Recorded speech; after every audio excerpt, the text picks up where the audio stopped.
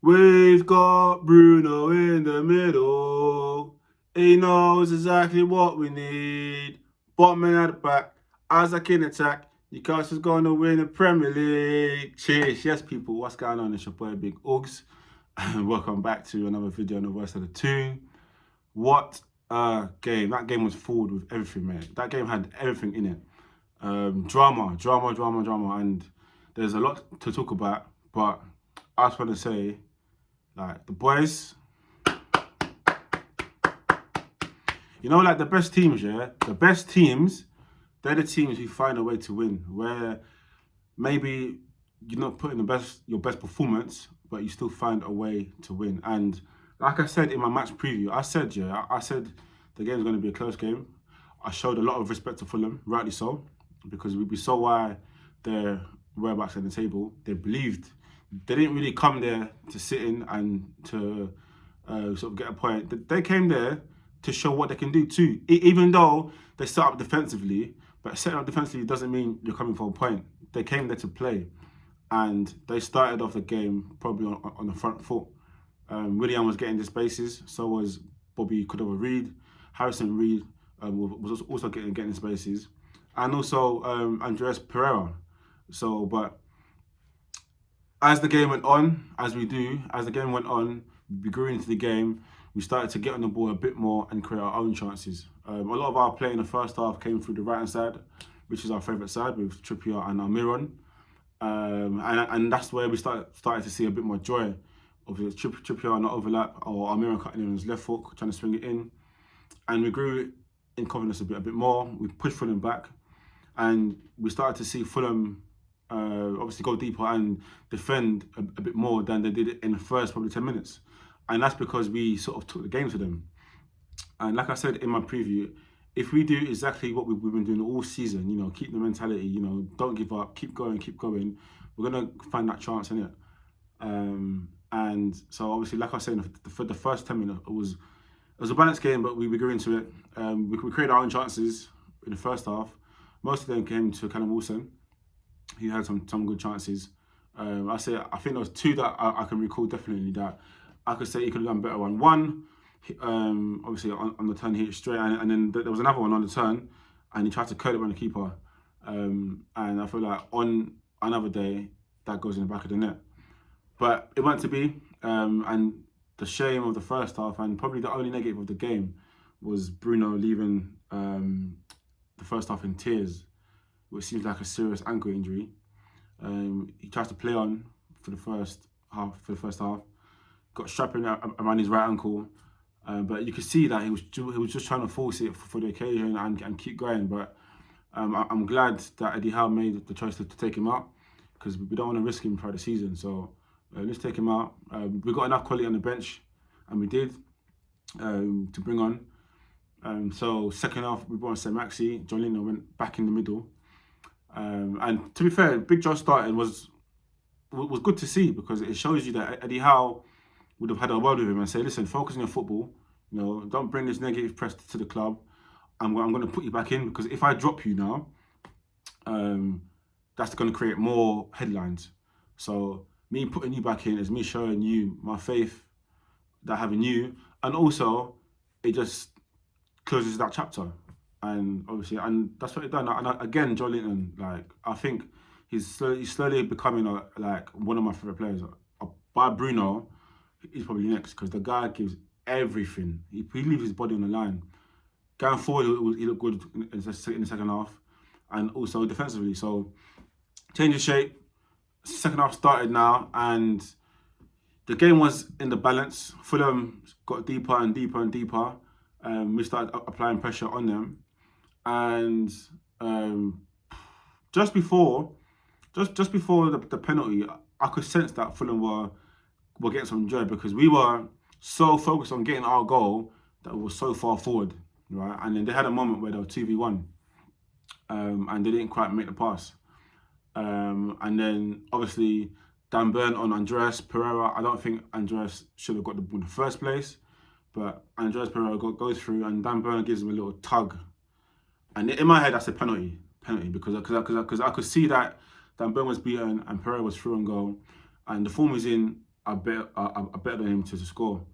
Dan Burn tugs him, and he goes down, and we clear the ball, but the ball comes back. Longstaff is beaten, and then Big Joe's beaten too, and then Trippier, which is unlikely, unlike him, he goes in on the Cobra Reed with his left foot and he clears him.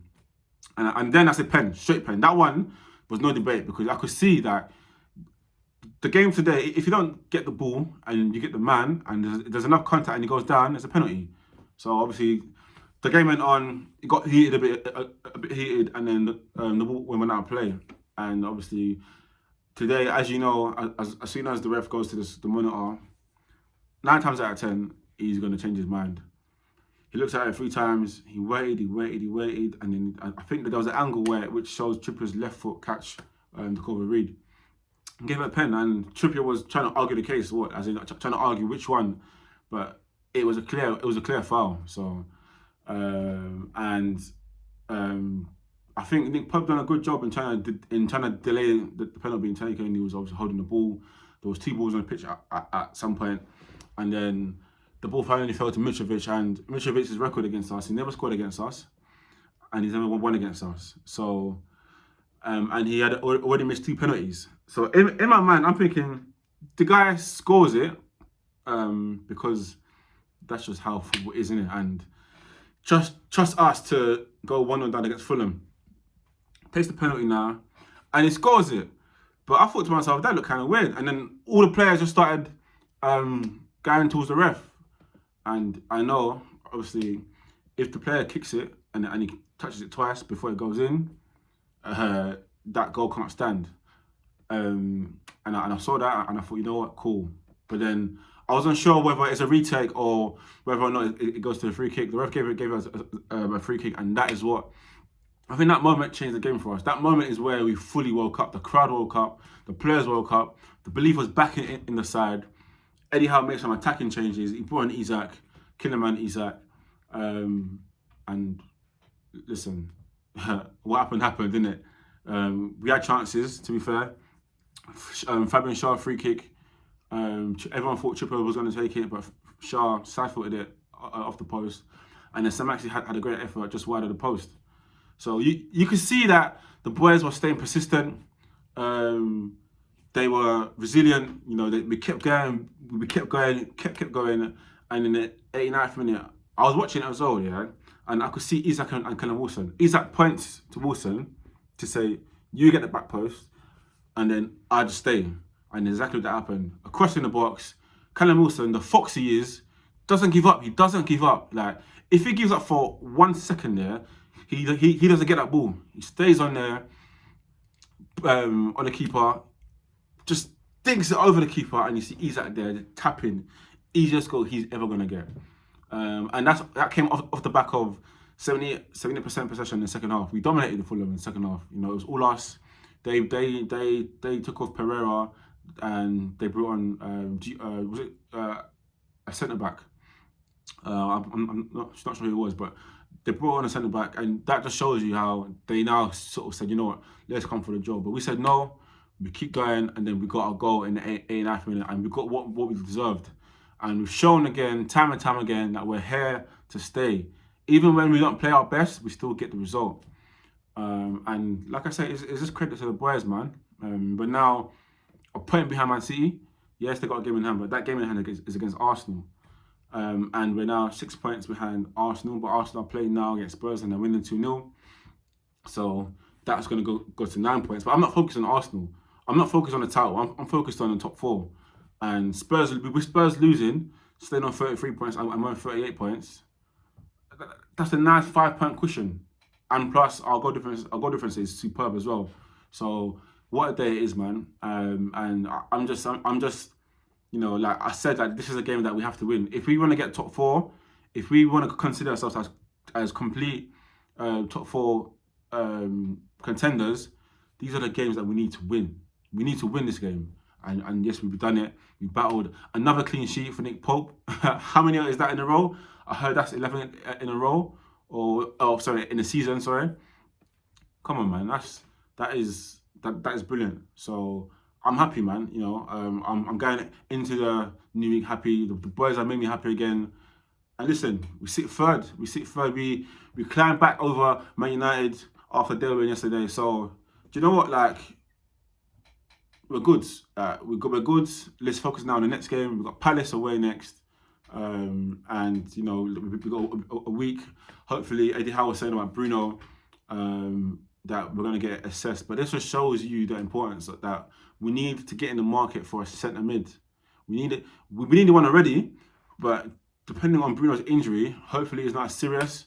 Hopefully it's, I don't know, like it's not serious at all. But if it is a couple of weeks out, that's fine. But this shows you that we need a centre mid. We need to get a CDM which allows Bruno to play a bit further. He even said it today in his pre-match interview. So hopefully that's what we're looking for in the market.